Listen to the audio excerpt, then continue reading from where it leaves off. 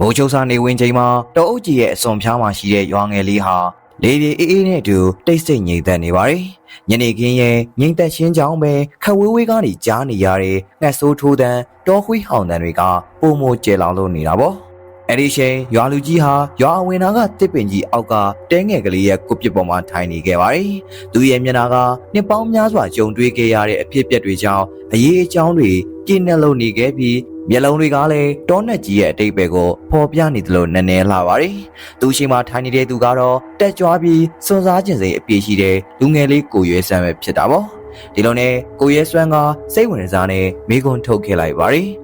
။အဖရဲ့ဒီတောနက်ကြီးထဲမှာလူသူမသိတဲ့ရွာတွေကတကယ်ရှိတယ်ဆိုဟုတ်လား။အဲ့ဒီလိုနေရာမျိုးက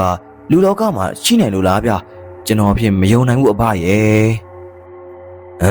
။ငါမြေဒီကဘာကြီးမှာအားတို့တည်တာတက်ပိုးပြီးလျှို့ဝှက်စမ်းကြဲတာတွေအများကြီးရှိနေသေးတယ်ကွယ်အဲ့ဒီနေရာကိုဒေသခံတွေကတော့အပုံးအကွယ်မြေဒါမှမဟုတ်လျှို့ဝှက်မြေလို့ခေါ်ကြတယ်ကွယ်အဲ့ဒီလျှို့ဝှက်မြေမှာနေထိုင်ကြတဲ့သူတွေကိုတချို့ဒေသခံတွေကတော့အပုံးအကွယ်မြေကနိဗ္ဗာန်ငယ်သားများလို့ခေါ်ကြတယ်ကွယ်သူတို့တွေကဘုံတစ်မျိုးမှနေထိုင်ကြတဲ့ဒိဗ္ဗလူမျိုးတစုပဲသူတို့ရဲ့ပုံပွားကငါတို့လူပုံတက်တာလုံးပဲနတ်ပုံတော့တော့မမြင့်မြတ်သေးဘူးကွဒါကြောင့်လေနိဗ္ဗာန်ငယ်သားလို့တင်စားကြတာနိဗ္ဗာန်ငယ်သားဆိုတာဘယ်လိုသဘောမျိုးလဲအဘရဲ့ကျွန်တော်တို့ရဲ့ဟိုနတ်ပြည်တို့မြမပြည်တို့လိုမျိုးလားမဟုတ်ဘူးနတ်ပုံမြမပုံတွေလောက်တော့မမြင့်မြတ်သေးဘူးသူတို့ကလူသားတွေကုသိုလ်ပြုပြီးအမျှဝေပေးတာကိုအကောင်းဆုံးရယူခံစားနိုင်ကြတယ်ဒါကြောင့်လေငါတို့ဒေသခံတွေကတောအုပ်ထဲမှာဖြစ်ဖြစ်ရေအိုင်နားမှာဖြစ်ဖြစ်ဘယ်နေရာမှာသူတို့ရှိမယ်လို့ထင်လို့ပဲဖြစ်ဖြစ်ဘယ်လိုနည်းနဲ့ပဲဖြစ်ဖြစ်ကွာသူတို့နဲ့ဆက်သွယ်နိုင်တယ်လို့သိရင်ပဲဖြစ်ဖြစ်သူတို့အတွက်ရည်စူးပြီးအမြအတမ်းပေးဝေတာကိုပြုနိုင်ကြတယ်ကွယ်သူတို့လည်းအဲ့ဒီအမြကိုရပြီးရမ်းသာကြတာပေါ့ကိုရဲစွမ်းဟာဒီဇလန်ရဲ့နည်းနည်းမှုကိုပုံမူပြီးစိတ်ဝင်စားလာကရှေ့ကိုကိုကိုင်းရင်မေးခဲ့လိုက်ပါတယ်အဖရဲ့သူတို့ကဘယ်ကလာတာလဲဘာဖြစ်လို့အဲ့ဒီလိုလျှို့ဝှက်တဲ့နေရာမျိုးတွေမှာတွားနေကြတာလဲသူတို့တွေကငကိုတွေကအဲ့ဒီပုံပေါ်မှာရှိနေတာလားသူတို့တွေကငရဲပြိတ်တာအတူရကယ်ပုံပေါ်တွေမှာမဖြစ်ရလောက်အောင်တိတ်မကြီးလေးတဲ့အာကုသိုလ်ကံတွေရှိကြတယ်ကွယ်ဒါပေမဲ့ကောင်းမှုကုသိုလ်ကလည်းရောက်တင်တဲ့လောက်ရှိနေတဲ့အတွက်အဲ့ဒီလိုလျှို့ဝှက်မြေလို့ခေါ်တဲ့နေရာမျိုးမှာတွားရောက်ဖြစ်ပေါ်နေရတာပဲပြောရရင်တော့အာကုသိုလ်ကံကြောင့်အကျိုးပေးမခံရသေးတဲ့အရှိန်မျိုးတွေပေါ့သူတို့ဘဝကငြိမ်သက်နေတယ်တိုးတက်ရှင်လည်းမရှိသလိုစုပ်ယုပ်ရှင်လည်းမရှိဘူးကွကံကြမ္မာရဲ့လမ်းကြောင်းအပေါ်မှာခေတ္တရက်နားနေသလိုမျိုးဒီလျှို့ဝှက်မြေပြစ်ပေါ်လာကြခြင်းရဲ့နောက်တက်နီလန်တကူကဘိုလ်လို့တော့စိတ်ဝင်စားစရာကောင်းတယ်တခါတလေတော့ဒိဗ္ဗမျိုးသားတွေကငါတို့လူသားမျိုးသမီးတွေကိုရှစ်ကင်ဆွဲလန်းကြတယ်အဲ့ဒီအခါမှာအဲ့ဒီလူသားအမျိုးသမီးကိုသူတို့ရဲ့ဘုံကိုခေါ်ယူသွားကြတယ်ဒီလိုအပြစ်ပြက်တွေကအရင်တုန်းကလည်းရှိခဲ့ဘူးတယ်လို့အဘတို့ကြားဘူးနာဝါရှိတယ်ကွရွာလူကြီးကမျက်လုံးမိတ်ပြီးဇလန်းတွေကအရှိန်နဲ့ဆက်လင်းတဲ့ထူးခြားချက်ကိုပြောပြပါတယ်ဒီစကားတွေဟာကိုရဲစွမ်းရဲ့နားတွေကိုလျက်စီးလက်သလိုဖြတ်ကနေဖြစ်သွားစေတာပေါ့အဲ့ဒီလူသားမျိုးသမီးကသူတို့မျိုးမှာတရက်လောက်ပဲကြာသွားတယ်လို့ထင်ခဲ့ပြီးမြဲတကယ်တမ်းလူလောကမှာငါတို့အရှိန်ကိုရေးတွက်ကြည့်ရင်တော့တနစ်တီကုန်းသွားခဲ့ပြီအရှိန်ရဲ့လဲပတ်နှုံးချင်းမတူဘူးကွကိုရဲစွမ်းဟာဒီစကားကိုကြားတဲ့အခါမှာတော့မျက်လုံးတွေကအယောင်တောက်သွားပါတယ်စွန်စားလိုစိမ့်နဲ့ပြီးကျင်စိတ်တို့ကသူ့ရင်ထဲမှာမီးတောက်တယ်လို့မျိုးလောင်ကျွမ်းသွားတာပေါ့ဟင်တရက်ကိုတနစ်ငါတော့အဲ့ဒီနေရာကိုတစ်ခါလောက်ရောက်ရှင်လာပြီအဲ့ဒီလိုစမ်းကြဲတဲ့အဖြစ်အပျက်မျိုးကိုငါကိုယ်တိုင်တွားကြည့်ခြင်းနဲ့ကွာနေအောင်ကြီးဟာတရွက်တည်းရဲ့ကြားတွေကနေတစွန်းတစကြားရောက်နေပါပြီကိုရဲစွမ်းကလည်းသူ့ရဲ့ခီးစဉ်အတွက်အသင့်ပြင်ဆင်ပြီးဖြစ်တာပေါ့သူရဲ့တောထွက်ကပတ်မှာတော့ဓာတ်မီဓာရှိလွန်ပစိန်ဆေးမြစ်ခူရမှာလိုအပ်တဲ့ကိရိယာတွေနဲ့ရိတ်ခါအရှိုးကိုတိတိကျကျရှင်းအောင်လုပ်ထားတာပေါ့ရွာလူကြီးကတော့စိုးရင်ကြီးနဲ့ကိုရဲစွမ်းကိုနောက်ဆုံးအချိန်လာရောက်တတိပေးပါတယ်ငါမီးရဲ့တော့မလို့တကယ်ဆုံးပြက်လိုက်ပြီလားအဲ့ဒီလျှို့ဝှက်မြေတွေကိုဝင်ရောက်ဖို့လမ်းကြောင်းကဘေးအန္တရာယ်တွေဝိုင်းရံနေတယ်ဒါရဲ့တိရစ္ဆာန်တွေရောတကူအာနုဘော်တွေရောပေါ်ပြလို့နေ ငါတို့ရွာကတချို့လူတွေဝင်သွားပြီးရင်ပြန်မလာနိုင်တော့ဘူးဘယ်သူမှမတွေ့ကြတော့ဘူးစိတ်မပူပါနဲ့အဖရဲ့ကျွန်တော်စင်းမရှာဖို့သွားတာပါအဲ့ဒီလျှို့ဝှက်မြေကိုရှာတွေ့ရင်တော့မှတတိနဲ့နေပါမယ်ဗျာကျွန်တော်ရဲ့စွန့်စားခြင်းစိတ်ကိုဘလုံးမတားလို့မရတော့ဘူးအဖရဲ့ကိုရဲဆွမ်းကစွန့်စားခန်းကိုစတင်ခဲ့ပါတယ်ရွာလူကြီးရဲ့စကားတွေကသူ့စိတ်ထဲမှာစွန့်စားခြင်းစိတ်ကိုပုံမလှုံ့ဆော်ပေးနေတယ်လို့ပဲပေါ့သူဟာညနေတဲ့အထိလျှို့ဝှက်မြေတွေကိုဘယ်လိုရောက်အောင်သွားနိုင်မလဲလို့စဉ်းစားလို့နေခဲ့ပါတယ်။ဘယ်လန်းကသွားရမလဲဆိုတာကိုမသိပေမဲ့လို့လည်းမရောက်အောင်သွားမယ်လို့တော့ဆုံးဖြတ်ထားခဲ့တာပေါ့။ကိုရဲဆွမ်းဟာမနက်ခင်းစောစောစီးထားကတောနက်ထဲကိုစေးမြင့်ရှာဖို့အတွက်လိုအပ်တဲ့ပစ္စည်းကိရိယာတွေကိုပြင်ဆင်ပြီးထွက်ခွာခဲ့ပါတယ်။သူစေးမြင့်ရှာမယ့်နေရာဟာဝေးလံပြီးနှက်ဆိုင်တဲ့နေရာမှာဖြစ်တာပေါ့။အဲဒါကြောင့်လန်ခုလက်အတွက်အစားအသောက်တွေကိုလည်းတေချာထည့်သွားခဲ့ပါသေးတယ်။ရေအတွက်ကိုတော့ရေအိုင်ဒါမှမဟုတ်ရေထွက်နိုင်တဲ့နွယ်ပင်တွေတစ်ပင်တွေစီကနေပဲတောလေသူတွေတည်တဲ့အတိုင်းရှာဖွေသွားမှာပဲဖြစ်ပါတယ်ဒီလိုနဲ့သူရှီလန်တွေကတောနက်ထဲကိုပုံမနဲ့ဆိုင်လို့လာခဲ့တာပေါ့ပဝင်းကျင်ကလည်းပုံမမောင်မိုင်းလို့လာခဲ့ပြီးနေအောင်ကြီးဟာတည့်ရွက်ကြားကနေတစုံတစသာကြာရောက်ခဲ့ပါတော့တယ်အရှိန်ကြာလာတဲ့နဲ့အမျှလမ်းကြောင်းတွေကလည်းပုံမချင်းမြောင်းလို့လာခဲ့ပြီးလူသွားလမ်းကိုမတွေ့ရတော့ပါဘူး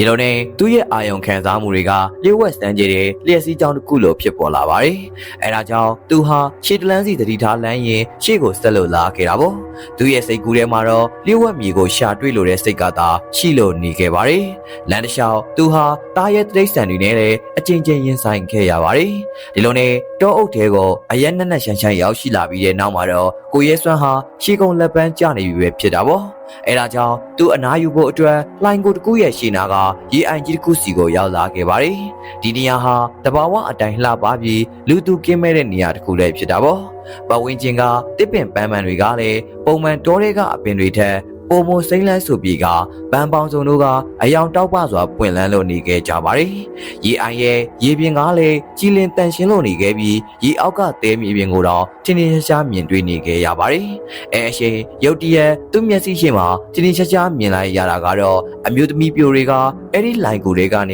ေထွက်ပေါ်လာခဲ့ကြတာပါပဲ။အမျိုးသမီးတဦးတိုင်းရဲ့မျက်နှာတွေကရှောမောလှပလွန်းတာပေါ့။ပုံမှန်မိန်းကလေးတွေထက်ကိုပုံမတူးရှားပြီးနူးညံ့တဲ့အသွင်ရှိလို့နေပါတယ်။သူတို့ရဲ့အသားရည်တွေကလည်းနတ်သမီးပုံမြင်တွေကအလားမယ်ရီလိုပဲပြည့်ပြည့်နူးညံ့လို့နေတာပေါ့။အဲ့ဒီအပြင်သူတို့ဝတ်ဆင်ထားတဲ့အဝတ်အစားတွေကလည်းထူးဆန်းတဲ့အဝတ်အထည်တွေဖြစ်နေခဲ့ပါတယ်။ဒီအဝတ်အစားတွေကပိုးထည်နဲ့တူပေမဲ့လို့လည်းအယောင်အသွေးကကောင်းကင်ကရောင်စင်တွေလိုတောက်ပလို့နေတာပေါ့။ကိုရဲစွမ်းဟာကြောက်ဆောင်ကြီးတစ်ခုရဲ့နောက်မှာပုံအောင်နေခဲ့ပြီးသူတို့ကိုခိုးကြည့်လို့နေခဲ့ပါတယ်။အဲအချိန်ကိုရဲစွမ်းဟာသူ့ရဲ့အသက်ရှူသံတွေကိုထိန်းချုပ်ထားရတဲ့အထိဒီမိန်းမပြိုလေးတွေရဲ့အလားကသာထူးရှားလို့နေတာပေါ့။အဲဒီနောက်သူတို့ဟာအုပ်စုဖွဲ့ကရေအိုင်ကြီးတဲ့ကိုဆင်းပြီးပျော်ရွှင်စွာနဲ့ရေကစားနေခဲ့ကြပါတယ်။သူတို့ရဲ့ရေတံတွေကတောအုပ်ကြီးထဲမှာပဲ့တင်ထက်လို့နေတာပေါ့။အဲဒီနောက်သူတို့ကျင်းနေတဲ့အထိရေကစားပြီးတဲ့နောက်မှာတော့ကုန်းမြင့်တစ်ခုပေါ်ကိုတက်ပြီးလှိုင်ကူထဲကိုပြန်လည်ဝင်ရောက်သွားခဲ့ကြပါတယ်။သူတို့တွေဘယ်သူတွေလဲဒီလိုတောနဲ့တင်းမှာဘာလာလုပ်နေကြတာလဲသူတို့ရဲ့ဝတ်စားစင်ရင်မှုကလည်းရွာကလူတွေနဲ့လုံးဝမတူပဲထိုးဆန်းလှပနေတာပဲဒါကများအဖပြောတဲ့လျှို့ဝှက်မြေရဲ့အစဖြစ်နေမလားကိုရဲစွမ်းဟာဒီကိစ္စရဲ့အမှန်တရားကိုသိအောင်လုပ်ရမယ်လို့ဆုံးဖြတ်ခဲ့လိုက်ပါတယ်အဲဒါကြောင့်သူ့ရဲ့စွန့်စားခြင်းစိတ်ကအတိုးအထိပ်ကိုရောက်နေပြီလဲဖြစ်တာပေါ့ကိုရဲစွမ်းတယောက်စဉ်းစားနေတဲ့အချိန်မှာပဲအမျိုးသမီးတွေအားလုံးလိုကထွက်ခွာသွားခဲ့ကြပါပြီဒါပေမဲ့အမျိုးသမီးတဦးတည်းကသာသူတို့နောက်ကိုမိအောင်လိုက်မသွားပဲကြံ့ရစ်ခဲ့တော့တာပေါ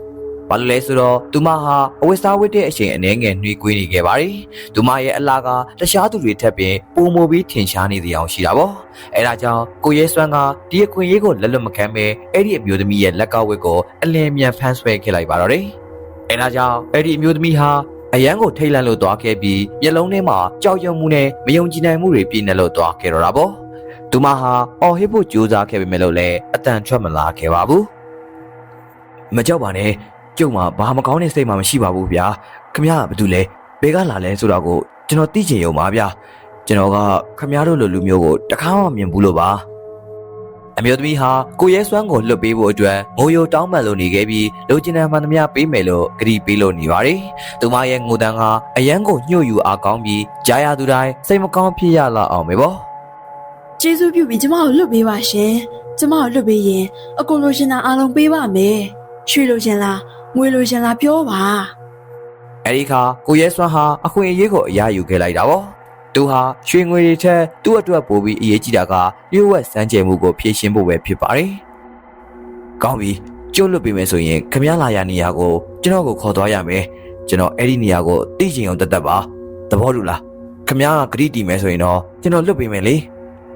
ရဲစွမ်းရဲ့စကားကြောင့်အမျိုးသမီးလည်းငြိမ်သက်လို့သွားခဲ့တာပေါ့ဒါပေမဲ့လို့လည်းရင်းပယ်ဖို့လုံးဝမတက်နိုင်တော့တာကိုသိတာကြောင့်ကောင်းငြိမ်ပြခဲ့လိုက်ပါတော့တယ်သူမကဒီနေရာကိုလူစိမ်းတွေလာတာကိုမလိုလားကြောင်းပြောပြချင်ပေမဲ့လို့လည်းအခုချိန်မှာတော့သူမဟာကိုရဲစွမ်းကိုခေါ်သွားဖို့ပဲလုပ်ခဲ့လိုက်ပါတယ်ဘာလို့လဲဆိုတော့သူမအချိန်အကြာကြီးနောက်ကျနေရင်မြို့ရဲ့စီကန်းကိုရှိုးဖောက်ရရောက်နေမှာပဲဖြစ်တာပေါ့ကျမနာမည်ကမေပကြီးပါကျမနဲ့လိုက်ခဲလို့ရပါတယ်ဒါပေမဲ့ဂရိတစ်ခုပေးရမယ်နော်အဲ့ဒီမျိုးရဲ့စီကံတွေကိုအတီးအကျလိုက်နိုင်ရမယ်အထူးသဖြင့်လိမ်မပြောဘူးပေါ့ကျွန်တော်ဂရိပေးပါတယ်မေကြီးဘယ်တော့မှလိမ်မပြောပါဘူးအဲ့ဒီနောက်ကိုရဲစွမ်းဟာအဲ့ဒီမျိုးသမီးရဲ့နောက်ကိုလိုက်ပါလာခဲ့ပါတယ်သူတို့နှစ်ယောက်ဟာလိုင်ကူတဲကိုရှေ့လန်းတလန်းဝင်ရောက်ပြီးတိုင်းတစ်ဖက်မှာပြန်ထွက်လာတဲ့အခါကိုရဲစွမ်းဟာသူ့ကိုယ်သူကဘာတစ်ခုကိုပြတ်ကျော်ခဲ့တယ်လို့ခံစားလိုက်ရပါတယ်လိုင်ကူရဲ့အရှိနဲ့အနောက်ဟာလုံးဝကွဲပြားနေတဲ့ကဘာနှစ်ခုဖြစ်လို့နေတာပေါ့လေတူကအေးဆက်လုံးနေပြီးမွေးပြက်တဲ့ရနံတစ်ခုဟာပတ်ဝန်းကျင်ကိုလွှမ်းမိုးလို့နေပါတယ်အဲ့ဒါကပုံမှန်ပန်းရနံတွေမဟုတ်ရပဲစိတ်ကိုငြိမ်အေးစေတဲ့ရနံတစ်မျိုးပဲဖြစ်တာပေါ့အလင်းအောင်ဖြော်ဖြော်လေးကမြူခိုးရဲ့ကြားတွေကနေဝဲလဲလဲဖြစ်လို့နေခဲ့ပါတယ်အဲ့ဒီအရာတွေကြောင့်ဒီနေရာဟာတာမန်လူသားတွေနေထိုင်ရာဒေသမဟုတ်ကြောင်းကိုဖော်ပြလို့နေတာပေါ့ပတ်ဝန်းကျင်ကအဆောက်အုံတွေနဲ့တစ်ပင်ပန်းမန်တွေကလည်းသူနေခဲ့တဲ့နေရာကအရာတွေထက်ပုံမထူးခြားကပုံမှန်မဟုတ်တဲ့ဇိုင်းတွေနဲ့တည်ဆောက်ထားပါတယ်သူတို့ဟာလမ်းလျှောက်လာရကနေရွာကလေးတစ်ခုကိုရောက်ရှိလို့လာတာပေါ့ဒီနေရာမှာအမျိုးမျိုးသောရွာသားတွေရှိနေခဲ့ကြပေမဲ့လို့လည်းသူတို့ဟာပုံမှန်လူသားတွေနဲ့မတူပဲထူးခြားဆန်းပြလို့နေပါတယ်သူတို့ရဲ့ဝတ်စားဆင်ရင်မှုမှာစင်တူလို့နေခဲ့ကြတာပေါ့အားလုံးကပိုးသားလို့နူးညံ့ပြီးအယောင်တောက်တဲ့အဝတ်ထည်တွေကိုဝတ်ဆင်လို့ထားခဲ့ကြပါတယ်လမ်းလျှောက်နေတော့တယောက်နဲ့တယောက်တွေ့ဆုံတိုင်းပြုံးပြပြီးနှုတ်ဆက်ခဲ့ကြတာပေါ့သူတို့အားလုံးဟာဘာမှကိုဂရုမစိုက်ပဲအေးလူလှုပ်ရှားသွားလာနေခဲ့ကြပါတယ်ဒီလိုနဲ့ကိုရဲစွမ်းဟာဘဲညာလှည့်ကြည့်ရင်အရေးကြီးတဲ့အချက်ကိုသတိထားမိလိုက်တာပေါ့ဒီနေရာမှာယောက်ျားသားတွေလုံးဝမရှိပဲသူတွေးသမျှသူတိုင်းဟာအမျိုးသမီးကြီးတွေတက်လက်ပိုင်းအမျိုးသမီးတွေနဲ့ကလေးငယ်များသာဖြစ်ပါတယ်။သူဟာတခုခုကိုနားလည်သွားပြီမဲ့လို့လည်းအံ့ဩမှုကမရက်တက်နိုင်ပဲရှိလို့နေသေးတာပေါ့။ခဏပြောပြပြီးပေမဲ့လည်းချက်ပြောပြမယ်နော်။ကျမနာမည်ကမေပကြီးပါ။ဒီမျိုးကလူပါ။အခုနာမည်လည်းပြောပြပါအောင်။ကျွန်တော်နာမည်ကရဲစွမ်းပါ။ဒေါ်စန္ဒာကတစ်ဖက်ရွာကနေလာတာပါဗျာ။ဒီလိုရွာတရွာဒီနေရာမှာရှိနေမယ်လို့ကျွန်တော်အရင်ကလုံးဝမသိခဲ့ပါဘူး။ဒီရွာမှာအမျိုးသမီးတွေပဲနေနိုင်တယ်။ယောက်ျားတွေကဒီမှာနေလို့မရဘူး။ဘာလို့လဲဆိုတော့ယောက်ျားတွေကမကြခဏလိန်လေတက်ကြလို့ပဲ။အကိုဒီကိုရောက်လာပြီဆိုတော့တတိထားရမယ်။ကျမတို့ရွာရဲ့စီကံအရာလိန်ညာတဲ့စကားတခုပြောလိုက်တာနဲ့အကိုဒီကနေနင်းထုတ်ရလိမ့်မယ်။အကိုအမြဲတမ်းမှန်ကန်တဲ့စကားကိုပဲပြောဖို့ဂရိပေးပြီးသားနော်။ဟုတ်ကဲ့ပါမိမကြီးကျွန်တော်အမြဲတမ်းမှန်ကန်တဲ့စကားကိုသာပြောပါမယ်ဒီရွာရဲ့နာမည်ကရွက်ပုံရွာလို့ခေါ်တယ်။ကျမတို့ကတော့တာမန်အတိုင်းတိတ်ဆိတ်ပဲနေထိုင်ကြတယ်။မေပကြီးကအရာအလုံးကိုအသေးစိတ်ရှင်းပြခဲ့ပေမဲ့လို့လည်းကိုရဲစွမ်းဟာနားလဲတာတွေရှိတယ်လို့နားမလဲတာတွေလည်းရှိလို့နေပါတယ်။ဒီနေရာကပုံမှန်လူသားရွာတွေလိုပါပဲ။ဒါပေမဲ့တခြားပုံတစ်မျိုးမှရှိနေတာ။ဒီမှာလဲထွန်းတာရာလောက်တာစိုက်ပျိုးမွေးမြူတာတွေလောက်ကြတယ်။ဒါပေမဲ့ကျမတို့လုပ်တဲ့အလုပ်တွေကတော့လွတ်ယုံတက်ပဲကံရဲ့အကျိုးဆက်သဘောအရလုပ်နေုံပဲဒီလိုအမြဲတမ်းလုပ်နေရပေမဲ့ဘလို့အသီးပွဲမှထွက်လာတာမျိုးမရှိဘူးကျမတို့စီမှာစာလောင်မှုဆိုတာမရှိသလောက်ကိုရှားပါတယ်အကိုဘယ်လိုပြောလိုက်တာလဲမေကြီးအသီးအပွဲမထွက်ရင်ဘယ်လိုစားကြလဲအကိုထူးဆန်းတဲ့ခြင်းမှာပေါ့ဒါပေမဲ့ကျမတို့ရဲ့ဘောအရှိန်တွေကတိုးတက်တာဆွတ်ရွတ်သွားတာမျိုးမရှိပဲဒီတိုင်းပဲဆက်ပြီးတော့နေထိုင်နေကြတာကျမတို့ရဲ့အရင်ကကံတွေကြောင့်အဲ့လိုဘုံဘဝကိုပို့ထားလို့အကျိုးခံစားနေရတာလို့ကျမတို့ယုံကြည်ကြတယ်အဲ့ဒီနောက်သူမရဲ့မိခင်အင်ကြီးနောက်ဘက်ကတဲငယ်လေးတစ်ခုမှာရဲစွမ်းကိုနေဖို့အတွက်ခေါ်လာခဲ့ပါတယ်။ကိုရဲစွမ်းဟာသူ့ရဲ့နေရင်ပုံကအကျင့်အတိုင်းအလုပ်ကြိုးစားကရိုးသားသူဖြစ်ပြီးအလုပ်တိုင်းကိုကူညီလောက်ကင်ပေးတတ်ပါတယ်။သူဟာလေယာမြေတွေမှာရေလောင်းခြင်းအပင်တွေကိုစိုက်ပျိုးခြင်းစားတဲ့အကျိုးမရှိတဲ့အလုပ်တွေကိုလောက်ကင်ရင်းနဲ့ပဲအရှိန်ကုန်ဆုံးခဲ့တာပေါ့။ ရက်တွေကြာလာတာနဲ့အမျှလူငယ်လေးနဲ့အဲ့ဒီအမျိုးသမီးငယ်တို့ဟာတဦးနဲ့တဦးပုံမရင်းနှီးလာခဲ့ကြပါတယ်ဒီလိုနဲ့ပဲနောက်ဆုံးမှာတော့အဖိုးအမသဘောတဘာဝအရာသူတို့ဟာရှစ်သူဘဝကိုအစင်တက်လို့သွားကြတာပေါ့မေပကြီးဟာကိုရဲစွမ်းရဲ့ရိုးသားမှုနဲ့ကြိုးစားအားထုတ်မှုကိုအယံသဘောကျတာပေါ့အဲဒါကြောင့်အချိန်အနေငယ်ကြတော့ကိုရဲစွမ်းဟာလည်းသူတို့ရဲ့ဆက်ဆံရေးကိုအတည်ပြုဖို့အတွက်ဆုံးဖြတ်ချက်ရှာခဲ့လိုက်ပါတယ်သူတို့နှစ်ယောက်ရဲ့ဆက်ဆံရေးဟာမေပကြီးအတွက်တော့စီကံဖောက်တယ်လို့ဖြစ်နေခဲ့ပေမဲ့လို့လည်းလုံးဝလက်မလွတ်ရှင်တဲ့အနေအထားဖြစ်နေခဲ့ပါတယ်။အဲဒါကြောင့်သူဟာမေပကြီးရဲ့မိခင်ကိုသွားတွေးပြီးလက်အုပ်ရှိကပြောကြားလိုက်ပါတယ်။မေမေရဲ့ကျွန်တော်မေပကြီးကိုတကယ်ရှိပါတယ်ဗျ။ကျွန်တော်သူမနဲ့အတူအိမ်အောင်မအဖြစ်ဒီမှာနေထိုင်ကြပါတယ်။ကျွန်တော်သူမကိုအသက်နဲ့လဲပြီးစောင့်ရှောက်ပါမယ်နော်။သားကြီးမှာအမြဲနေနိုင်ပါတယ်။ဒါအမှန်တရားကိုပြောနေတဲ့၍ပေါ့။လိန်ညာမှုတွေကိုမလုပ်ပါနဲ့။လိန်ညာတဲ့စကားထုံးပြောလိုက်တာနဲ့ဒီနေရာကနေရှက်ရှင်ထွက်သွားရလိမ့်မယ်ဒီစီကံကိုအမေတို့ရွာမှာဘယ်သူမှမချိုးဖောက်ရဲဘူးဒါလုံနိုင်နေမဟုတ်လားကိုရဲစွမ်းကလည်းရှက်ရှင်းမဲ့ကတိပေးခဲ့လိုက်ပါတယ်ဟုတ်ကဲ့မေမေကျွန်တော်အသက်ထက်အရေးကြီးတဲ့ဒီကတိကိုမဖြတ်ပါဘူးဗျဒီလိုနဲ့ပဲကိုရဲစွမ်းနဲ့မေပကြီးတို့ဟာပျော်ရွှင်စွာနဲ့ပဲအိမ်အောင်တဲ့ဘဝကိုတည်ဆောက်ခဲ့ကြပါတယ်အရှင်အင်တန်ကြာပြီးတဲ့နောက်မှာတော့သူတို့ရဲ့အရှိတ်သက်တဲ့အဖြစ်ချစ်စပွဲသားငယ်လေးတယောက်ကိုမွေးဖွားနိုင်ခဲ့တာပေါ့ဒီကလေးလေးဟာအရန်ကိုရှစ်ဖို့ကောင်းပြီးအသေးရစရာကောင်းလွန်လာပါတယ်မိတ်ဆွေနဲ့သူမရဲ့အနာဂတ်သားလောင်းလေးလိုမျိုးပါပဲသူတို့နှစ်ယောက်ဟာသားငယ်လေးကိုအရန်ရှစ်ကင်တွေ့တာစွာနဲ့ဖြူစုဆောင်ရှောက်ခဲ့ကြတာပေါ့ဒီလိုနဲ့သားငယ်လေးဟာနှစ်သားအရွယ်ကိုရောက်ရှိလို့လာပါတယ်။ဒီနေ့မှာတော့မေပကြီးကခင်မွန်ပြစ်သူကိုနနွင်းသွားတူးဖို့အတွက်ပြောခဲ့လိုက်တာပေါ့။အကိုကျမတောဆက်နာမှာနနွင်းသွားတူးလိုက်အောင်မယ်။ကျမတို့ရဲ့စိုက်ခင်းကနနွင်းတွေမတူးရသေးဘူး။အကိုကကလေးကိုခဏကြည့်ပေးထားပါနော်။သားလေးအိတ်နေတော့ဆိုတော့စိတ်မချလို့ပါ။ဒီအချိန်ကလေးငယ်လေးကနှင်းနှင်းချိုက်အိပ်ပျော်နေတာကြောင့်ကိုရဲစွမ်းကလည်းလူလူလာလက်ခံခဲ့လိုက်တာပေါ့။စိတ်ချပါမိရဲ့ကိုကလေးကိုယူဆလိုက်ပါမယ်ဒီလိုနဲ့ညနေဆောင်မှောင်စားပြူလာတဲ့အထိမေပကြီးတယောက်ပြန်မရောက်လာခဲ့သေးပါဘူးအဲဒါကြောင့်ကိုရဲစွမ်းဟာမေပကြီးစောစောပြန်မလာနိုင်တာကြောင့်စိတ်ပူလို့နေခဲ့ပါတယ်အဲဒီချိန်မှာပဲတားငယ်လေးကအိယာကနိုးလို့လာခဲ့တာပေါ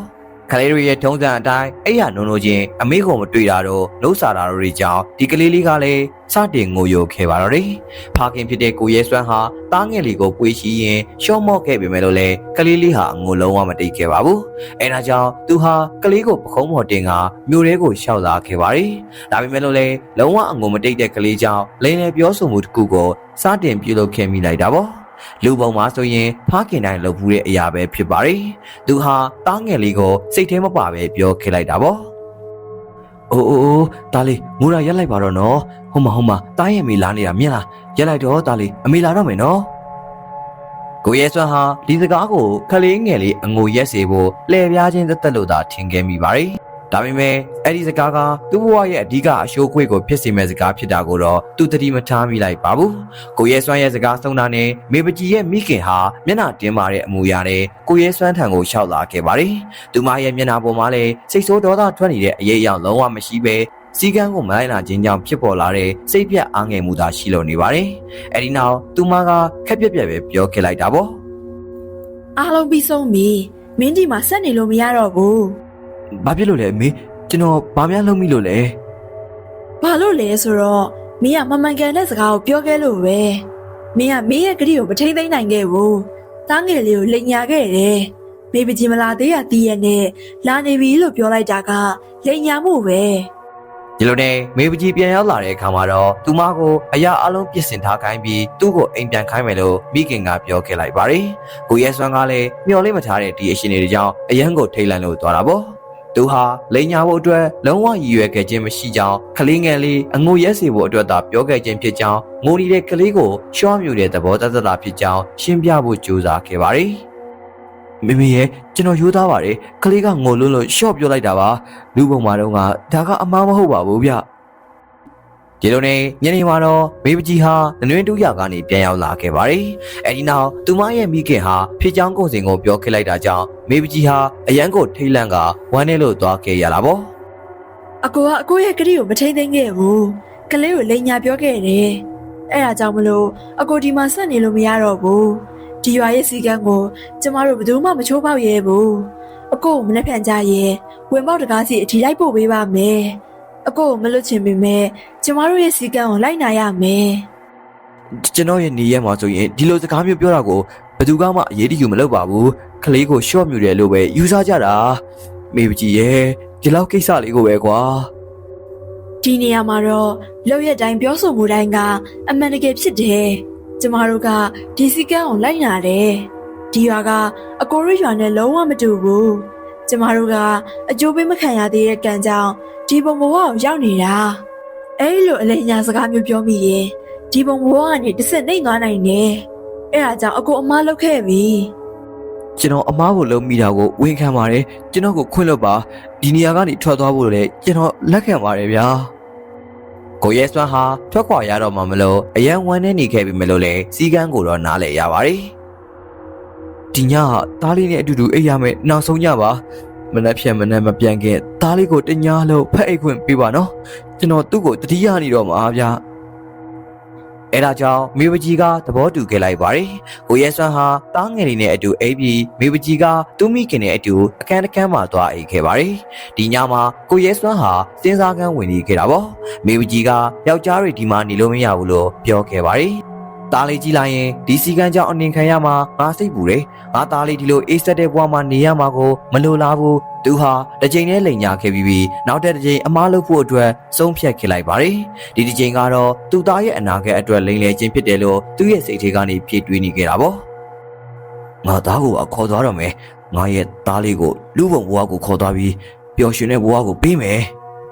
မိုးမလင်းခင်အချိန်ကိုရဲစွမ်းဟာအတော်လေးကိုကြည်ထားပြီးတိတ်တဆိတ်လှုပ်ရှားနေခဲ့ပါတယ်။သူဟာတားငယ်လေးကိုအိယာကနိုးမာကိုစိုးရင်ပေမဲ့တင်းတင်းကြပ်ကြပ်ပွေးရှိကမေပကြီးပြင်ဆင်ပေးထားတဲ့လွယ်ကိုလွဲပြီးတိတ်တဆိတ်ထွက်လာခဲ့တာပေါ့။အဲဒီနောက်သူဟာလိုင်ကိုအပေါက်ကိုအလင်းအမြန်လျှောက်သွားခဲ့ပါတယ်။လိုင်ကိုအပြင်ကိုထွက်ခွာလာပြီးတဲ့နောက်မှာတော့သူဟာသူ့ရဲ့နေရရဲ့တဘာဝအငွေအသက်နဲ့တောနှံကိုပြန်လည်ခံစားမိတာပေါ့။လေတို့ကပုံမနှွေးထွေးလို့လာခဲ့ပြီးတက်ရှိတို့ရဲ့အနမ်းသက်တွေပါဝင်နေခဲ့ပါတယ်။ကိုရဲစွမ်းကလွယ်အိတ်ကိုလွယ်ကလေးကိုရှိပြီးဝေးဝေးလန်လန်ရှောက်လာခင်လိုက်တာပေါ့။ဒီလိုနဲ့လမ်းလျှောက်လာရင်လွယ်အိတ်ဟာတပြေးပြေးလေးလာခဲ့တာပေါ့။သူဟာလွယ်အိတ်ထဲကပစ္စည်းတွေကိုထုတ်ပြဖို့ဆုံးဖြတ်ခဲ့လိုက်ပါတယ်။မဟုတ်ရင်သူလမ်းဆက်ရှောက်နိုင်မှာမဟုတ်ပါဘူး။အဲ့ဒီအိတ်ထဲမှာထည့်ထားတာကတော့နနွေးနှုံးတွေပဲဖြစ်တာပေါ့။သူဟာဒီနနွေးနှုံးတွေကိုလမ်းလျှောက်ရင်ထုတ်ရင်းနဲ့နောက်ဆုံးတစ်လုံးသာကြံခဲ့ပါတော့တယ်။နနွေးတွေကဘာလို့ဒီလောက်ထိလေးနေတာကိုသူနားမလည်နိုင်ဖြစ်လို့နေတာပေါ့။ဒီလိုနဲ့လမ်းလျှောက်လာရင်တောအဆက်နာမှာရွာသားအုပ်စုတစုရက်နေတာကိုမြင်တွေ့လိုက်ရပါတယ်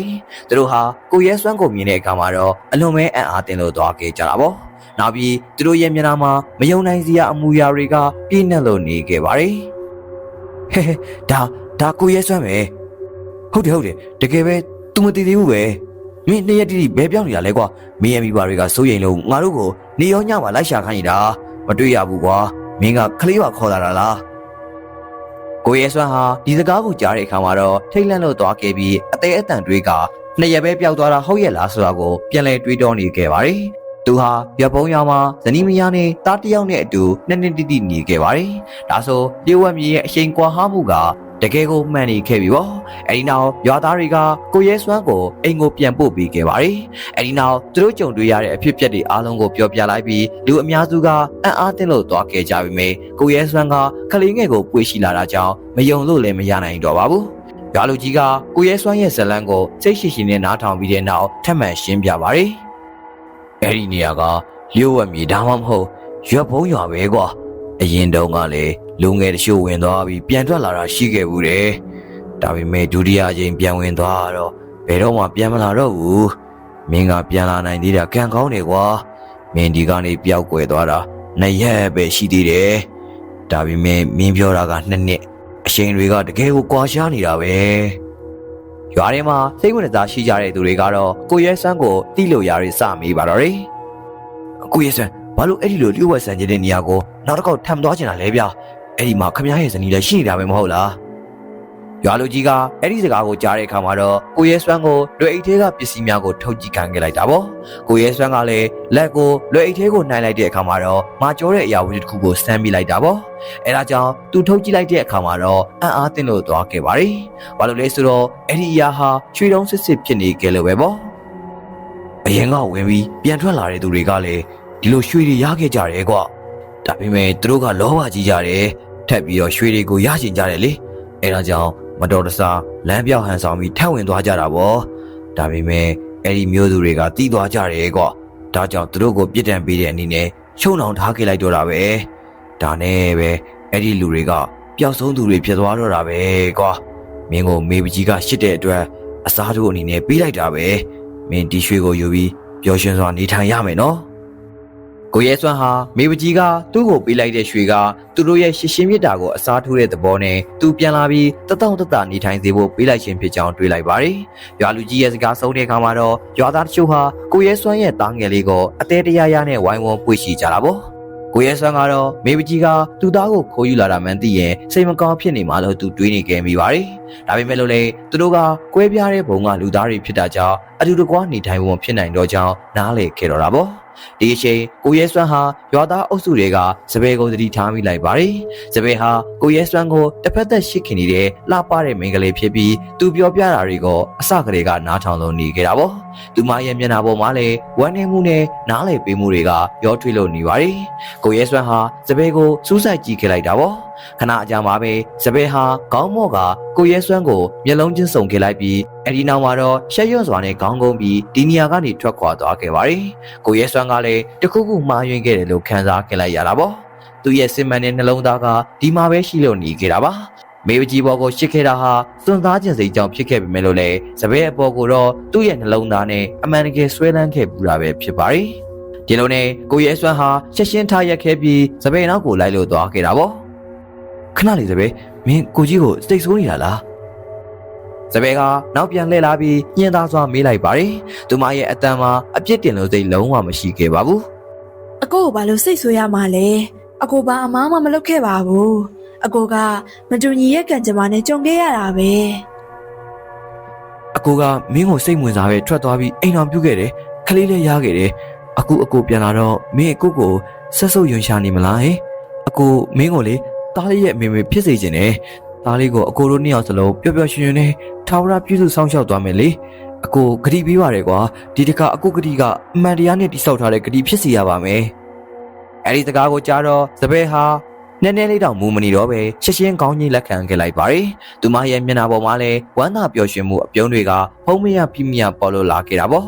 အဲ့ဒီနောက်ကိုရဲစွမ်းနဲ့မိမပြိုလေးတို့ရဲ့နှလုံးသားကတောင်းဆိုတဲ့အတိုင်းတဦးကိုတူဝေဖက်ခဲ့လိုက်ကြပါတယ်ကိုရဲစွမ်းကလည်းရှင်းရှင်းမြတ်တာနဲ့ဂရီဟာသူ့အမားတွေကိုပြုပြင်ခဲ့ပြီးဘဝအသစ်တစ်ခုကိုစတင်ခဲ့တော့တာပေါ့ဒီကနေ့ရဲ့ဇလန်လေးကတော့ဒီလောက်ပါပဲခင်ဗျာအဆုံးဒီနာစင်ပေးကြတဲ့ကျွန်တော်ရဲ့ရှစ်ပရိသတ်တယောက်ရှင်ဒီတိုင်းကိုကျေးဇူးအထူးပဲတင်ရှိပါတယ်အားလုံးပဲတာယာပျော်ရွှင်သောညချမ်းကလေးပိုင်ဆိုင်နိုင်ကြပါစေခင်ဗျာ